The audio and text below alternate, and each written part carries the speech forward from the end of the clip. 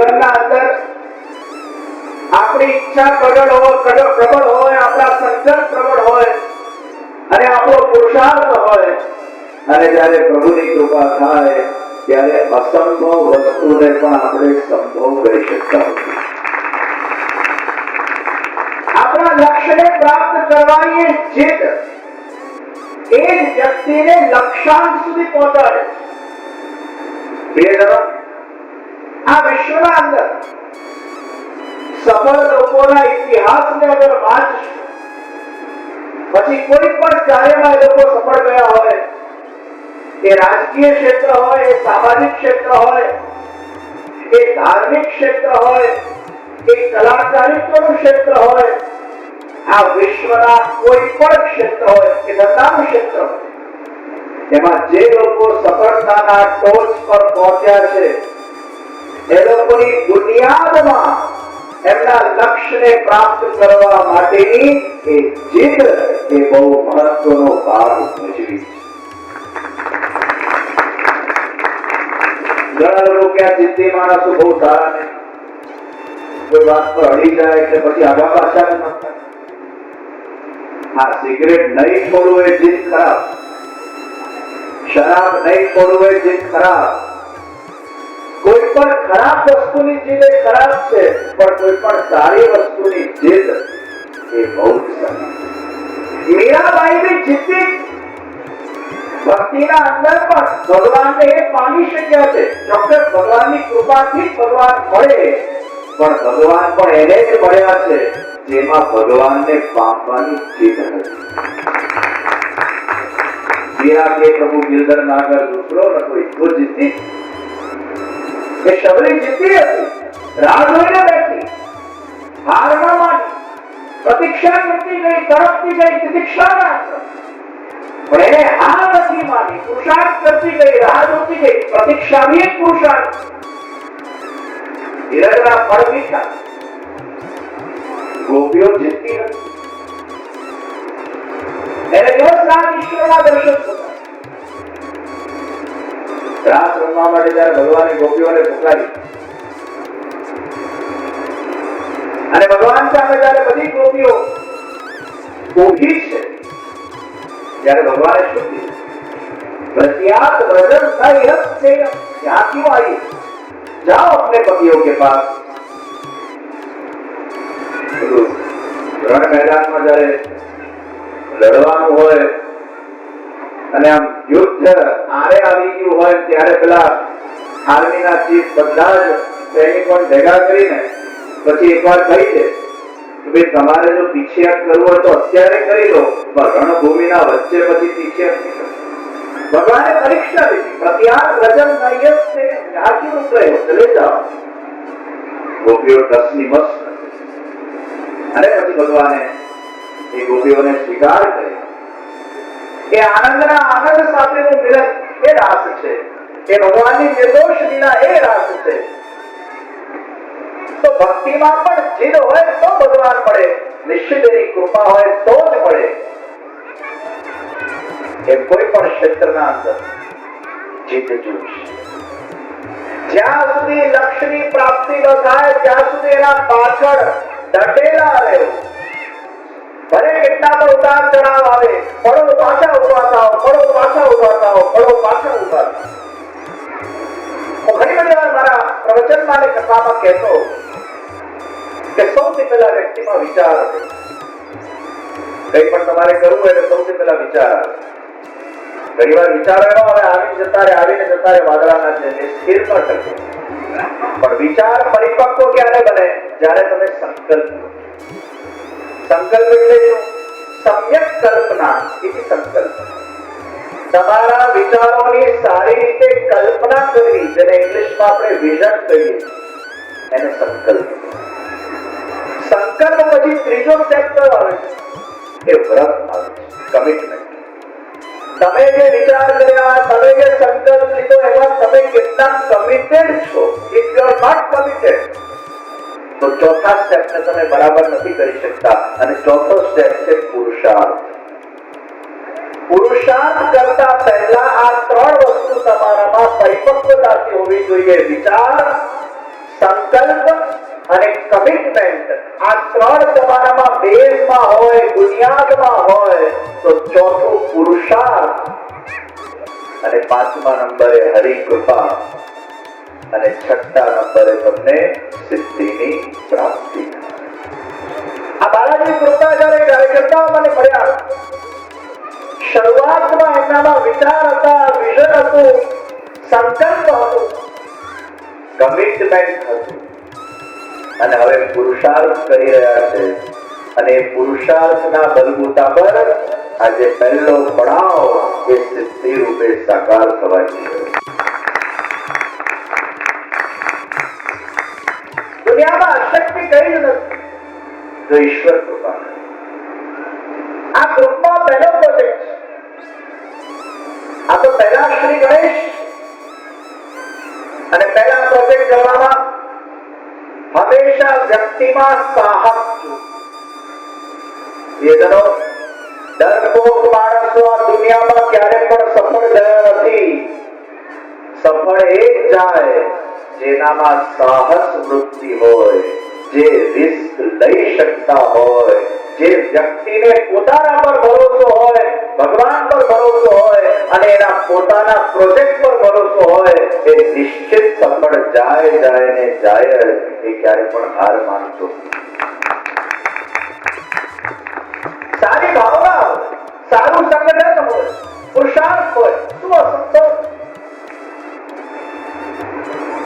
Vallabh organisation વિવાહોના દેશ વિદેશમાં અનેક પ્રોજેક્ટો ચાલી રહ્યા છે. રક્ષાભાઈએ જેમ વાત કરી, કૃષ્ણ સંસ્કાર વર્ગની સંરચના સૌરાષ્ટ્રમાં થઈ. મને યાદ છે થોડાક વર્ષો પહેલા જયારે એવી જગ્યા અમારે જોવાની હતી, 55 વીઘા જગ્યા, અને હજી જગ્યાનું સંપાદન આગળ થઈ રહ્યું છે અને ગોંડલ પાસેની આ જગ્યા 8 કરોડની. અને એ કૃષ્ણ માટે સાકાર કરવા અમારે રાજકોટમાં પણ એક બેડ કરાવવાનો હતો હવેલી માટેનો, એની 2.5 કરોડની. એ 10 કરોડની જગ્યાનું ટોકન આપવાનું હતું ને અમારા પાસે ખાલી 11 લાખ હતા. ક્યાંથી ફંડ આવશે અમને ખબર નથી. અને એ વખતે ઠાકોરજીએ કંઈક પ્રેરણા કરી, 10 કરોડની જગ્યાનું એ વખતે ટોકન અપાયું અને 6 મહિનામાં 10 કરોડ પૈસા આપવાના. પ્રભુનો મનોરથ હતો. 6 મહિનામાં દેશ અને વિદેશના લોકોના સાથ સહકારથી વિવાહના માધ્યમથી 11 કરોડની રાશિ ભેગા કરવામાં આવી અને જગ્યાનું સંપાદન કરવામાં આવ્યું.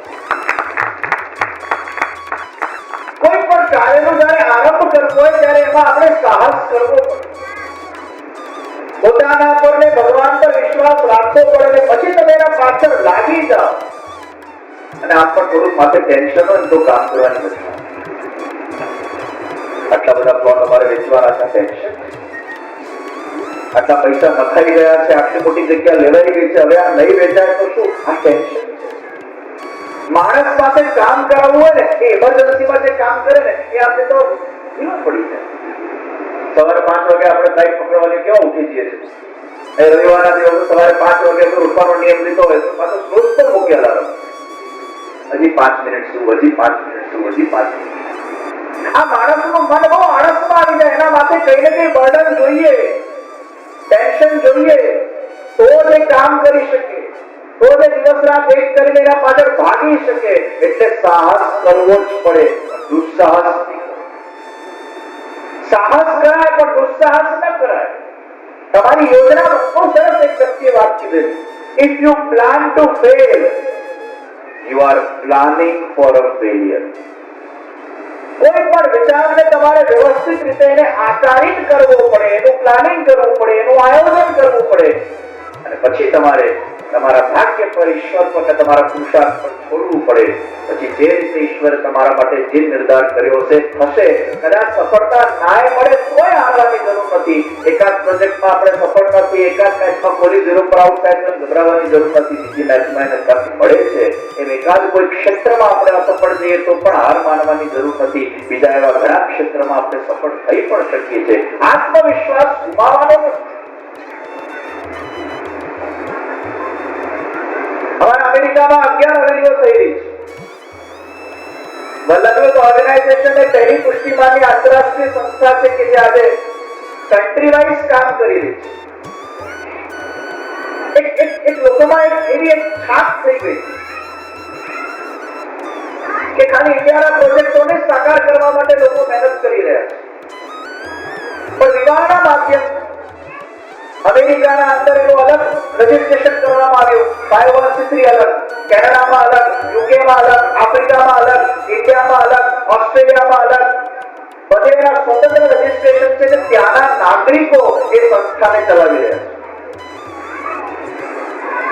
એમાં 5 હવેલી અમેરિકામાં સાકારથી બીજી થઈ રહી છે. 11 મિલિયનના પ્રોજેક્ટ અત્યારે ચાલી રહ્યા છે.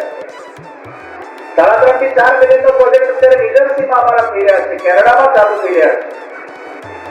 આ બધી જગ્યાએ શરૂઆતમાં સાહસ કરવામાં આવેલા હોય. ઉછીના પૈસા લાવવા પડે લોકો પાસે, ત્યારે જેને પ્રોજેક્ટ હોય સાકાર થાય. પણ મને એટલી શ્રદ્ધા છે, સારી ભાવનાથી જ્યારે કોઈ પણ પ્રોજેક્ટને હાથમાં લેવામાં આવે છે, ઈશ્વર એમાં આપણને સહાય કરતા જ હોય છે. કારણ કે ઉદ્યમઃ સાહસમ ધૈર્યમ શક્તિ બુદ્ધિ પરાક્રમઃ શરેતે યત્ર વર્તન્તે તત્ર દૈવમ સહાયતો. ઈશ્વર આપણને સહાયતા આપે છે. મને નિશ્ચિત શ્રદ્ધા અને વિશ્વાસ છે કે બાલાજી ગ્રુપના માધ્યમથી જ્યાં પરિકલ્પના કરવામાં આવી છે અને જે પ્લોટ સ્કીમ ઊભી કરવામાં આવી છે, આ પ્રોજેક્ટના શરૂઆતથી ઘણી બધી ઇન્ક્વાયરીઝ, ઘણા બધા બુકિંગ એમને પ્રાપ્ત થયા. પુષ્કળ લોકો આમાં જોડાઈ ગયા છે અને જોડાઈ રહ્યા છે. આ જગ્યાનું ભવિષ્ય બહુ ઉજળું છે. ગુજરાત ગવર્મેન્ટ પણ કરોડો રૂપિયા પાવાગઢના ડેવલપમેન્ટના માટે આપવા જઈ રહી છે. એવા સમયે વડોદરાથી દૂર, જ્યાં પોપ્યુલેશન અને પોલ્યુશન છે એનાથી દૂર, કારણ કે આપણા ભારત દેશના અંદર આ 2 પીની બહુ સમસ્યા છે. ઘનશ્યામભાઈએ 9 પીની વાત કરી, પણ આપણા ભારતમાં 2 પી, એક પોપ્યુલેશન અને એક પોલ્યુશન, આ 2ની બહુ મોટી સમસ્યા છે. ત્યારે આ પાવાગઢની તળેટીમાં જ્યારે આપણે આવીએ ત્યારે પોપ્યુલેશન પણ અહીંયા ના હોય, પોલ્યુશન પણ અહીંયા ના હોય, કારણ કે ચારે બાજુ વૃક્ષોની છાવ છે, પ્રાકૃતિક સૌંદર્ય છે. અહીંયાની વાયુમાં પણ પોઝિટિવ એનર્જી છે. મોબાઈલને પણ ચાર્જ કરવો પડે ત્યારે આખો દિવસ સરખો ચાલે, એમ માણસને પણ મહિનામાં એકવાર અગર 2 દિવસ અહીંયા આવીને આપણે રિચાર્જ કરી નાખીએ તો આખો એનો મહિનો એ ખૂબ જ સારી રીતે સારી એનર્જીથી વ્યાપ્ત છે. આવી જગ્યાઓ કે આપણા હેલ્થને પણ સારી રાખે, આપણા ઓક્સિજન લેવલને વધારવા માટે પણ પહાડી ઇલાકો હોય, વૃક્ષનું વાતાવરણ હોય, અને એવી જગ્યાએ આવીને અહીંયા થોડાક આપણે સમય રહીએ અને સોનાના સુગંધ રૂપ અહીંયા એમ્યુનિટી ઉપલબ્ધ છે. નેચરોપેથી સેન્ટર બનવાનું છે, આયુર્વેદિક સેન્ટર અહીંયા બનવાનું છે. આજે બરોડા અને આજુબાજુના લોકોને બીજી ત્રીજી જગ્યાએ અમુક સેન્ટરોમાં જવું પડે છે. આજે નેચરોપેથી અને આયુર્વેદિક સેન્ટર માટે આવી જગ્યા એ શ્રેષ્ઠ જગ્યા છે. કારણ કે ખરેખર અહીંયા નેચર નો આપણને લાભ મળે છે અને એમાં આપણે અહીંયા 2-3 દિવસ રોકાઈએ. આ પ્રોજેક્ટની જ્યારે વિશ્વના વૈષ્ણવોને જાણ થઈ ત્યારે એ લોકોના પણ ફોનો આવી રહ્યા છે કે અમે લોકો જ્યારે અહીંયા બરોડા આવીશું કે ગુજરાતમાં આવીશું ત્યારે નેચરોપેથી સેન્ટર, આયુર્વેદિક સેન્ટરની અમે ચોક્કસ મુલાકાત લઈશું. વિદેશના લોકો પણ આ પ્રોજેક્ટમાં ખૂબ સારી રીતે રસ લઈ રહ્યા છે. મને શ્રદ્ધા છે કે આ પ્રોજેક્ટ એ ખૂબ જ આવનાર સમયમાં સફળ બનશે. આપ સર્વના ઉત્સાહથી, આપ સર્વના સાથ સહકારથી, અને આની વાત આપણે લોકો સુધી પહોંચાડી. જો કોઈ પણ સારી વસ્તુનો પ્રચાર થવો, ભલે આ કોમર્શિયલ પ્રોજેક્ટ પણ એમની ભાવના બહુ સારી છે. એમને જયારે આ પ્રોજેક્ટ શરૂ કર્યો એમાંથી 10 વીઘાનો ટુકડો અલગ કરી રાખ્યો પ્રોજેક્ટને શરૂ કરતા પહેલા જ એમને 10 વીઘાનું દાન કર્યું કે અહીંયા વિવાહોના માધ્યમથી આ સુંદર કોઈ સ્પિરિચ્યુઅલ સેક્ટર છે. શરૂઆતમાં એમને હવેલી બનાવવાની ઈચ્છા હતી. મેં કીધું આટલા દૂર ક્યાં હવેલી કરશું, અને ઠાકોરજીના પછી 8 સમાના દર્શન ખુલ્લા હોય એમાં પછી ભગવાનને પણ ખાલી ખાલી લાગે. એના કરતા અહીંયા કોઈ એવું સેક્ટર બનાવીએ કે જેનાથી લોકોને એક મેન્ટલ પીસ મળી શકે. એટલે અહીંયા સ્પિરિચ્યુઅલ સેક્ટર, મેડિટેશન, નેચરોપેથી આ પ્રોજેક્ટોને સાકાર કરવાની એક આખી યોજના એ બનાવવામાં આવી છે. હું વિશેષ કંઈ આજના દિવસે કહેતો નથી. મારી પ્રસન્નતા, આનંદ અભિવ્યક્ત કરું છું કે આવા યુવાનો આવા પ્રોજેક્ટમાં સાહસથી જોડાઈ રહ્યા છે. એમને પ્રોત્સાહન આપવું એ આપણું કર્તવ્ય છે. એમના ઉત્સાહને વર્ધન કરવું એ આપણું કર્તવ્ય છે. અને એક વૈષ્ણવ જ્યારે બીજા વૈષ્ણવને સપોર્ટ કરશે ત્યારે તો વૈષ્ણવ કોમ્યુનિટી આપણી વધારે ને વધારે સદ્ધર અને સંગઠિત બનશે. આપણે એકબીજાને મદદ કરીએ. આજે ઘણી રીતે વૈષ્ણવ છે, એ મરાઠી છે, પણ એમને બ્રહ્મ સંબંધ લીધું છે. એમને મારી 10 વર્ષ પહેલા કથા રાખેલી, શ્રીનાથજી ચરિત્ર કથા અકોટા સ્ટેડિયમ પર. તમને લાગે મરાઠી ને શ્રીનાથજી સાથે શું લેવા દેવા, પણ એ શ્રીનાથજીના જીવ હતા, એમને કથા રાખી.